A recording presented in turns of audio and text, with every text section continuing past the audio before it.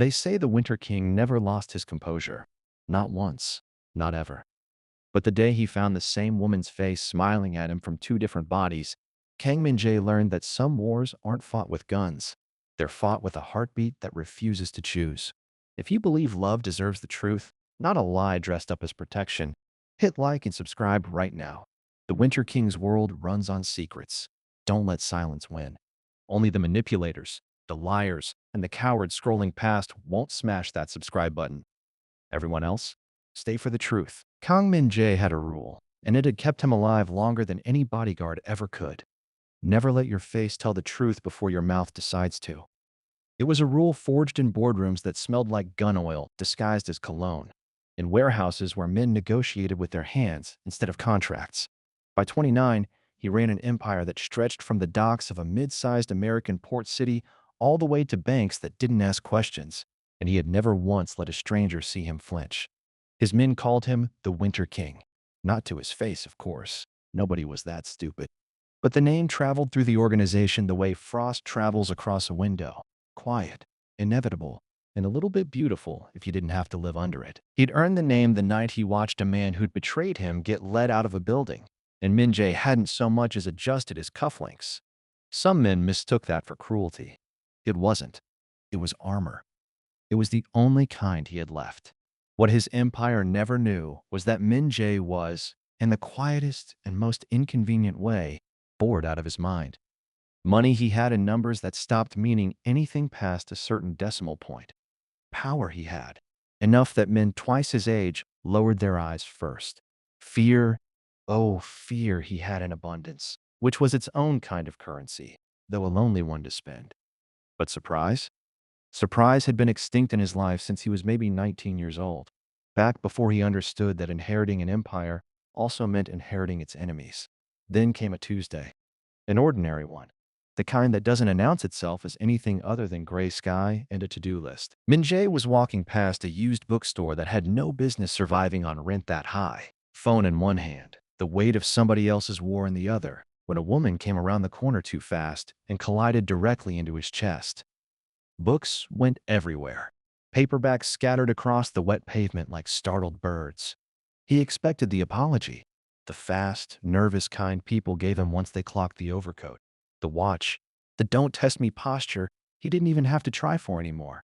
People apologized to him the way you'd apologize to a loaded gun you'd accidentally pointed at yourself. She didn't do that. She laughed. Well, overcoat, she said, crouching to gather her books like the collision had been the most entertaining thing to happen to her all week. You might want to look both ways before you ruin somebody's whole reading list. He stood there, Kang Min-jae, a man who had once negotiated a truce between two crews with guns literally on the table, completely, uselessly speechless. She had this way of tilting her head like she already knew the punchline to a joke he hadn't finished telling. Dark eyes that didn't do the polite thing and look away first. She told him he looked like a man who'd forgotten how to enjoy a Tuesday, which, considering he genuinely could not remember the last time he'd enjoyed anything that wasn't a well-executed business deal, landed closer to the truth than she could have known. By the time he'd recovered enough to ask her name, she was already 3 storefronts away, disappearing into the gray afternoon like she'd never been standing there at all. He didn't get her name. He got something worse. He got curious. For the first time since he could remember, Min-jae found himself smiling at nothing in particular, standing alone on a sidewalk that smelled like rain and old paper, feeling like a teenager who'd just been handed a phone number scrawled on a napkin. It was, frankly, humiliating. Men like him didn't get flustered by a woman with an armful of paperbacks and a smart mouth. Men like him ran background checks before they said good morning to strangers. So naturally, that's exactly what he did next. He put men on it. Men who could trace a wire transfer through 4 shell companies in under an hour. And it took them nearly a month to find one woman in one city. It should have insulted him. Instead, it fascinated him, the way a lock fascinates a man who's never met one he couldn't pick. He didn't know yet that the woman he was hunting for wasn't the one he was about to find. He didn't know that somewhere in this city, there were 2 faces wearing the same secret, and only one of them would ever tell him the truth. All he knew, standing there in the fading gray light, phone still buzzing uselessly in his pocket, was this. For the first time in longer than he could measure, Kang Min-jae wanted something he couldn't already predict the ending of. He should have known that was exactly the kind of thing that gets a man like him killed. Or worse, it gets him to fall in love. The woman his men finally tracked down called herself Naomi, and from the very first moment, Min-jae laid eyes on her again. Something in his chest did a slow, confused stumble, like a man walking into his own living room and finding the furniture rearranged. It was the same face, the same laugh that started in the eyes before it ever reached the mouth. The same easy, unbothered way of looking at him like he was just a man and not an empire wearing a man's skin. But there was no recognition in her expression, none of the teasing warmth from that rainy sidewalk outside the bookstore. She looked at him the way you look at someone you've never had the pleasure of colliding with. Naomi, she said. Extending a hand like this was the first time their paths had ever crossed. And you are? Min-jae had faced down rival bosses with guns pressed to his ribs and felt less unsteady than he did in that moment. He almost corrected her. Almost said, "We've met. You called me overcoat. You laughed at my terrible reading list joke and vanished before I could get your name." But something in her eyes was so genuinely, unshakably blank that he swallowed the words instead. He told himself the obvious thing, the thing that made sense to a man who trusted logic over sentiment. Grief and obsession made fools out of otherwise careful men. He had built an entire fantasy around a woman he'd known for 90 seconds on a wet sidewalk. And now his mind was playing tricks, painting a stranger's face onto a memory that had probably exaggerated itself with every day he spent hunting for her. So, he let it go. He let Naomi be exactly who she said she was. New, unclaimed territory, a woman with no history between them to complicate things. And God help him, he fell for her anyway. It happened the way weather happens, not with a single dramatic storm, but with a slow accumulation of small, undramatic days that somehow added up to a completely different season. Coffee that turned into dinner. Dinner that turned into 3-hour conversations on park benches while his phone buzzed with problems only he could solve. Naomi didn't flinch at his title the way other women did. Not impressed, not afraid, just mildly unbothered. Like being courted by a mafia boss was a mildly inconvenient scheduling conflict rather than a life-altering event. You know, she told him one night, feet tucked under her on his ridiculously expensive couch, most men who run empires talk about themselves like it's a personality. You talk about yours like it's a chronic illness you're managing. It is, he said. Some days worse than others. And today's a good day, he said, and meant it, and didn't examine too closely why that felt dangerous to admit out loud. She was steady in a way his entire life refused to be. Direct where his other associates hedged and lied and calculated 3 steps ahead of honesty. She had this habit of finishing her thoughts with a raised eyebrow, daring him to disagree, and it took him embarrassingly long to realize he never wanted to. But here's the thing about a man who built his entire empire on reading rooms, on noticing the details other people missed. That instinct doesn't just switch off because he's in love. It hums quietly in the background, even when he's trying his hardest to ignore it. And there were details, small ones. The way Naomi sometimes started a sentence about the first time we met and then corrected herself mid-thought, like she'd confused 2 separate memories. The way she once reached for a mug of black coffee, no sugar, no cream, his exact order, before he'd said a word, then laughed it off as a lucky guess. The way, one evening, she referenced a conversation about his mother's garden that he was almost positive he'd never had with her. Almost. He filed it all away the way he filed away every other inconvenient detail in his life, under deal with later, because he was, for the first time in longer than he could measure, happy. And happiness, he was learning, made even careful men lazy about their own instincts. He should have listened to the hum, because 3 weeks later, on a rain-soaked Tuesday that felt like the universe repeating its favorite joke, Min-jae was going to see her face again, across the street, in different clothes, looking at him like she knew exactly who he was.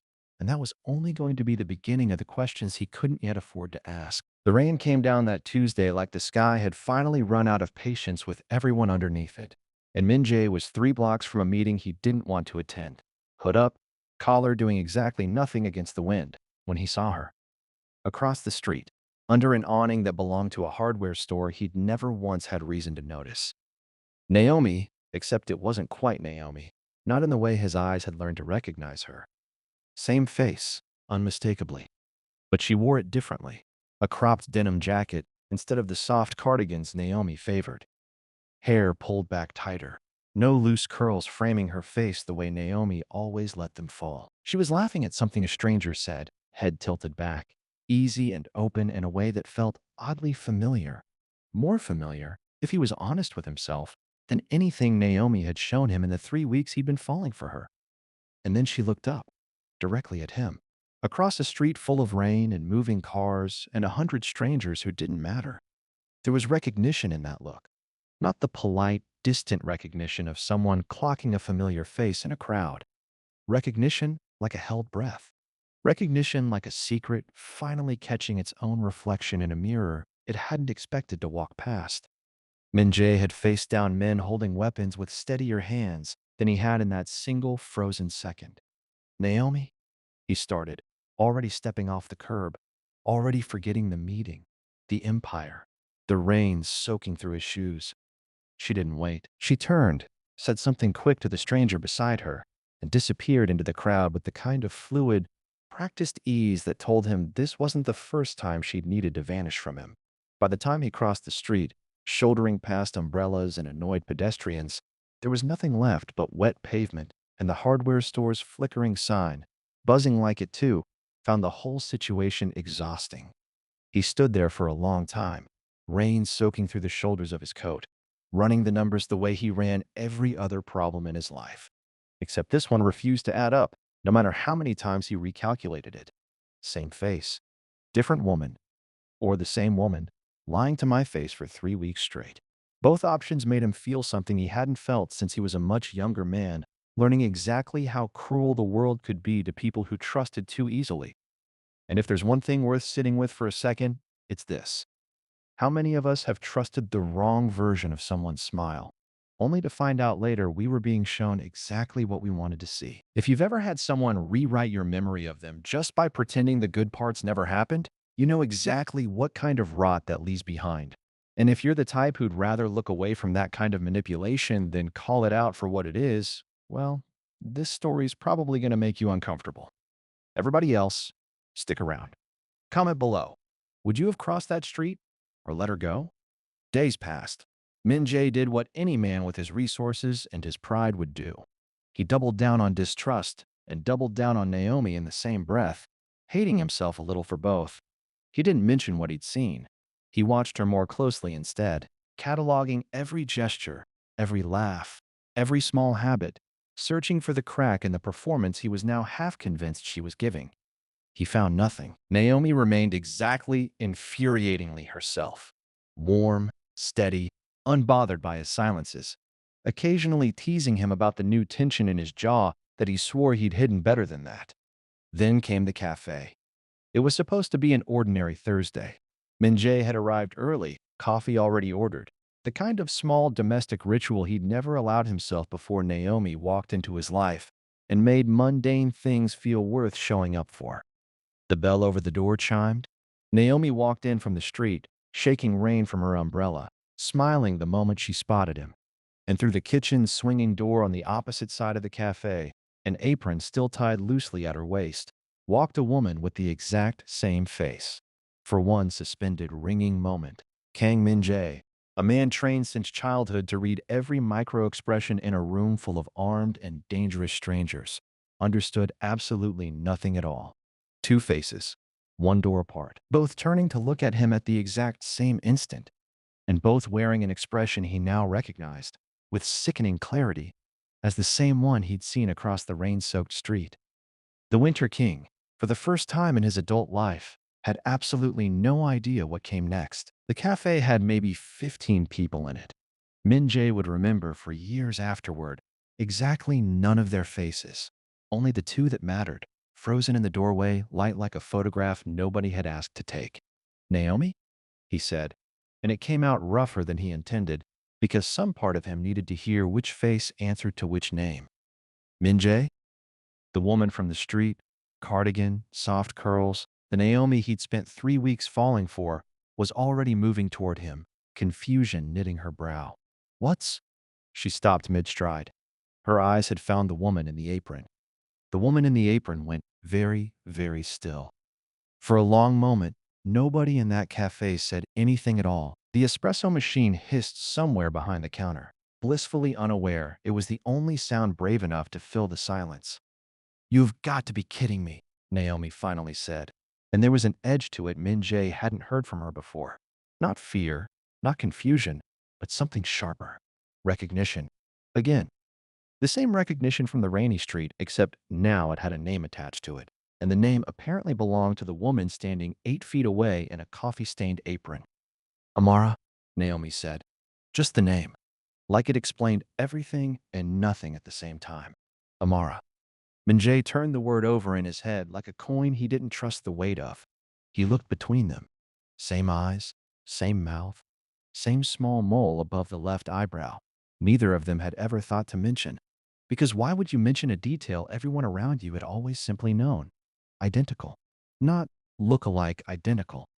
Not could pass for sisters identical. Interchangeable, down to the last inch of them.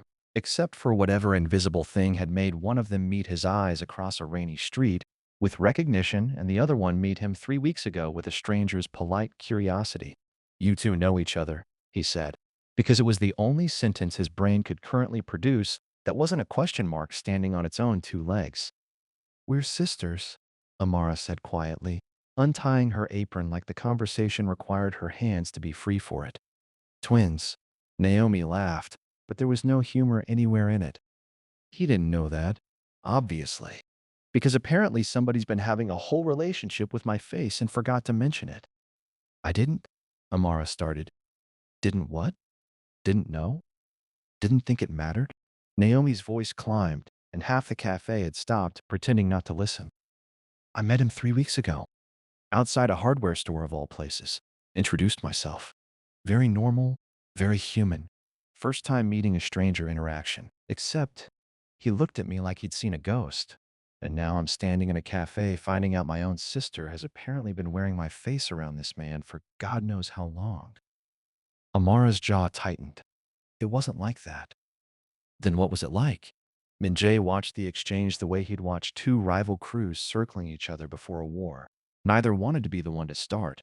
Every instinct in him screaming to intervene, and every instinct in him also aware that he had absolutely no standing to referee a fight between two women who shared a face he'd fallen in love with under two different names. "I met him first," Amara said finally, quiet enough that Min-jae had to lean in to catch it. "Outside a bookstore. Months ago. Before you two ever—" She stopped herself. Looked at Min-jae directly for the first time since he'd walked in, and there was something in her expression that hollowed out his chest in a way he didn't have a name for yet. "I didn't say anything because I didn't think it mattered. It was 90 seconds on a sidewalk. I dropped some books. He helped me pick them up. That's all it was supposed to be." "That's not all it was," Min-jae said, before he could stop himself, and the room went very quiet again. Amara's eyes flicked to him, something unreadable moving behind them, gone before he could name it. "It was supposed to be nothing," she said, softer now. "I'm sorry it turned into whatever this is." Naomi looked between them, her sister, the man she'd spent 3 weeks falling for, and something in her face shifted from anger into a slower, colder kind of understanding. "Oh," she said. "Oh." Nobody in that cafe, least of all Kang Min-jae, understood yet exactly how deep the lie went, or how long it had been carefully, lovingly constructed by the one sister who'd known the truth from the very beginning and chosen, every single day since, to bury it. But standing there in the fluorescent light, coffee going cold in his hand, the Winter King felt the first genuine crack in his composure since the day he'd inherited an empire. Because for the first time, he had absolutely no idea which woman in front of him he was actually in love with. The days that followed the cafe felt, to Min-jae, like walking through a house he'd lived in for years, only to discover an extra room he'd never noticed, one that had apparently been there the whole time, furnished and lived in, just behind a door he'd mistaken for a wall. He didn't see Naomi for 4 days. She didn't answer his calls, and he respected that silence the way you respect a locked door after you've already broken one window trying to understand the house. Instead, against every ounce of self-preservation his empire had trained into him, He found himself back at the cafe, sitting in the same corner booth, waiting for a woman in an apron to finish her shift. Amara didn't look surprised to see him. If anything, she looked like she'd been expecting it. The way you expect rain after a certain kind of sky. You shouldn't be here, she said, wiping down the table beside his without quite meeting his eyes. Probably not, he agreed. Sit down anyway. She hesitated long enough that he thought she'd refuse. Then she untied her apron for the second time in a week and slid into the seat across from him, arms folded, posture braced like a woman expecting an argument she'd already rehearsed the losing end of. I need to understand, Min-jae said. Not the twin part. I understand twins exist. I need to understand why you let me fall for your sister thinking she was a stranger I'd never met, when apparently I'd already met you. Amara was quiet for a long moment. When she finally spoke, her voice had none of the teasing warmth from that first sidewalk collision. Just something tired and careful, like she'd been carrying the weight of the answer for so long it had reshaped how she talked. Because Naomi told me about you before I ever told her about you, she said. She came home one night going on about this stranger she'd just met, some intense guy in an expensive coat who ran something she wasn't supposed to ask. Too many questions about. And I sat there and listened to my own sister describe, detail for detail, a man I'd already spent an afternoon with. The overcoat, the seriousness, even the joke about the reading list. She told it back to me like it happened to her. Min-jae felt something cold settle behind his ribs. So you knew. Immediately. I knew immediately, Amara confirmed. And I had exactly one choice to make in that moment. And I made it in about 4 seconds. Because that's how long it takes to decide whether you're going to ruin your sister's life or swallow your own. You could have told the truth. And said what? Amara's voice cracked slightly. The first real fracture he'd seen in her composure since the cafe. That the man she was already falling for had met me first? That every story she told about you was actually mine? Naomi doesn't do things halfway, Min-jae. She'd have spent the rest of her life wondering if she was just living inside my leftovers. I wasn't going to do that to her. Not for 90 seconds outside a bookstore. It clearly became more than 90 seconds, he said quietly. You knew my coffee order. You finished my sentences. That's not something that comes from watching your sister's relationship from a distance. Amara's jaw tightened, and for a moment he thought she'd stand up and walk away rather than answer that. Instead, she looked at him, really looked, the way she had across that rainy street, recognition and grief tangled together in the same expression, and said, no, it's not. And there it was, the confession she hadn't meant to give him, sitting quiet and enormous on the table between them, like a bomb neither of them had the courage to detonate first. I stayed close, Amara admitted, voice barely above a whisper now. I told myself it was for Naomi's sake, keeping an eye on things, making sure she was safe with a man like you. But I think, somewhere underneath that very reasonable excuse, I just wasn't ready to disappear from a story I'd started. Min-jae sat back, the full weight of it finally landing. Not a lie born of cruelty, a lie born of love so complete it had chosen its own erasure, day after day, for the sake of a sister who never even knew there was a sacrifice being made on her behalf.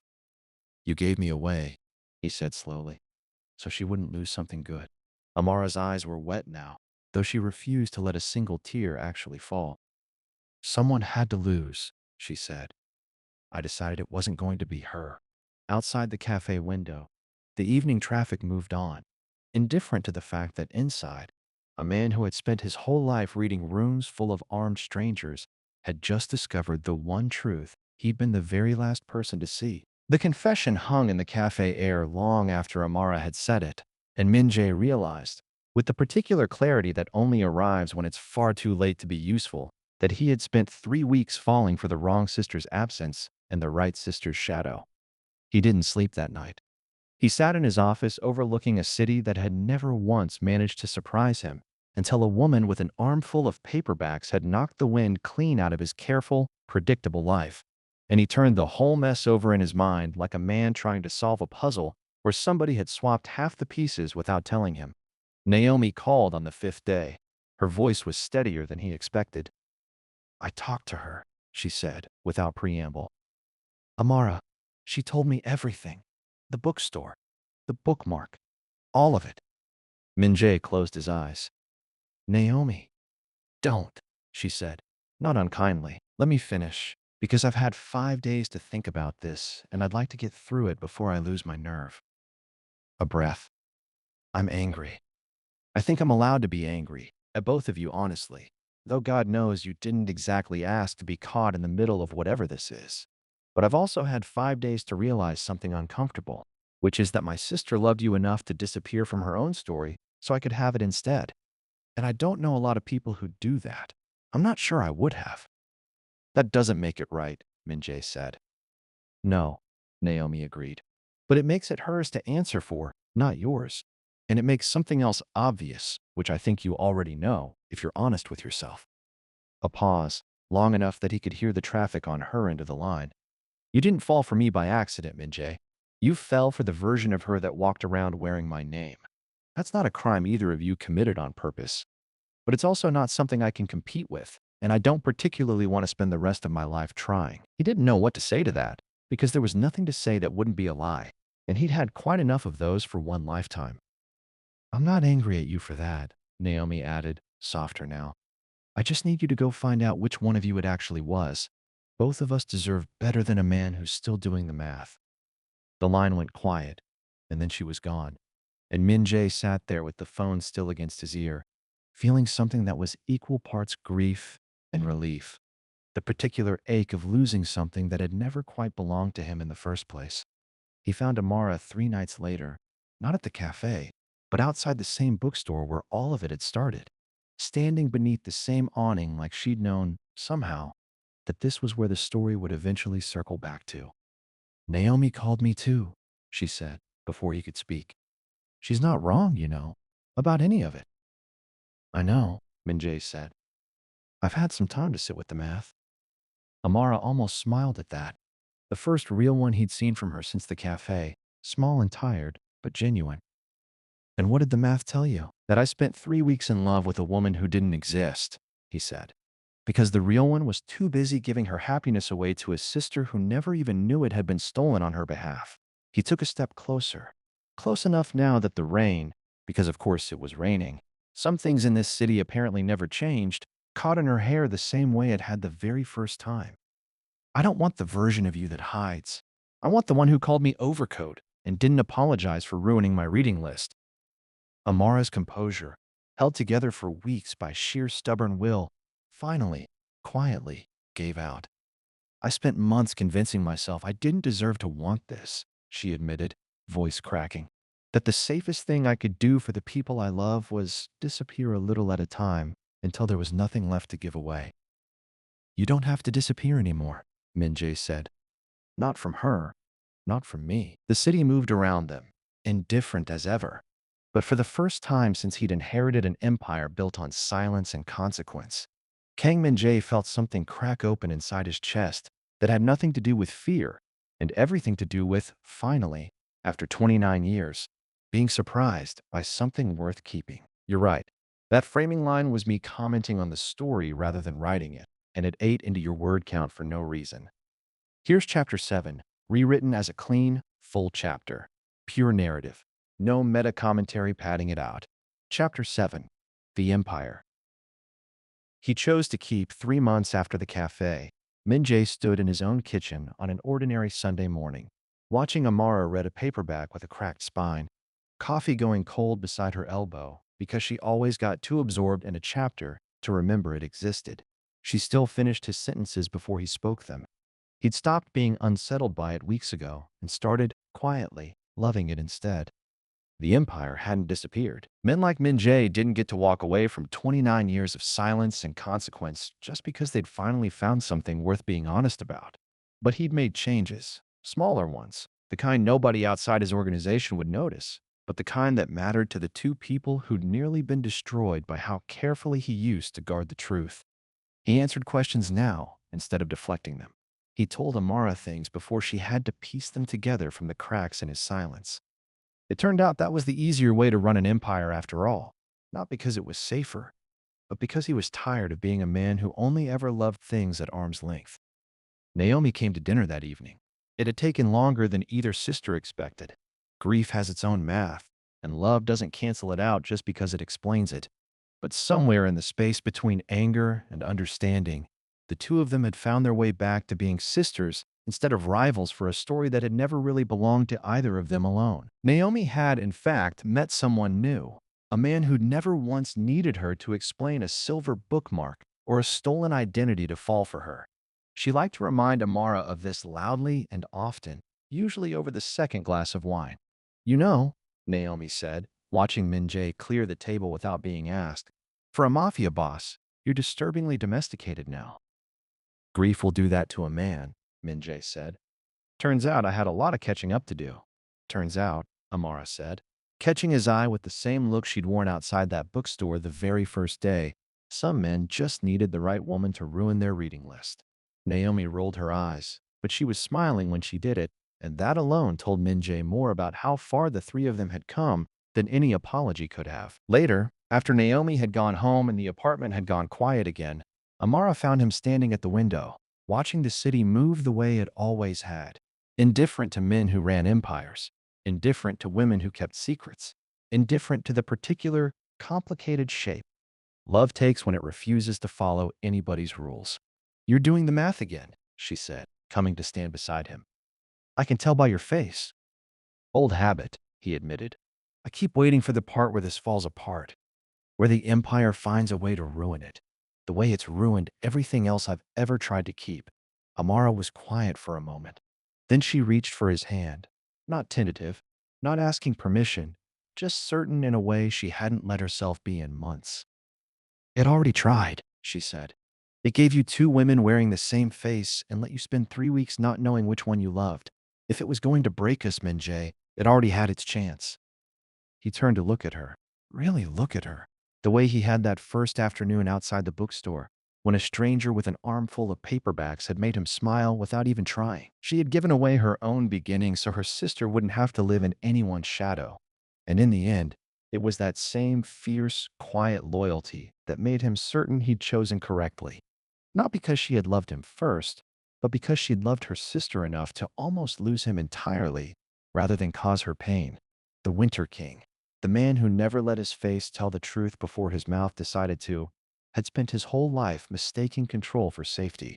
It had taken two women wearing the same face to teach him that the truth, however late it arrives, is always the safer bet. Safer than silence, safer than an empire, safer than a heart that never risks being surprised. Stay, he said simply. Amara smiled. The real one. The one that started in her eyes before it ever reached her mouth. I was never planning on leaving. Outside, the city kept moving. Inside, for the first time in 29 years, Kang Min-jae had finally gotten the one thing his empire had never been able to buy him. He'd gotten surprised. And this time, he got to keep it.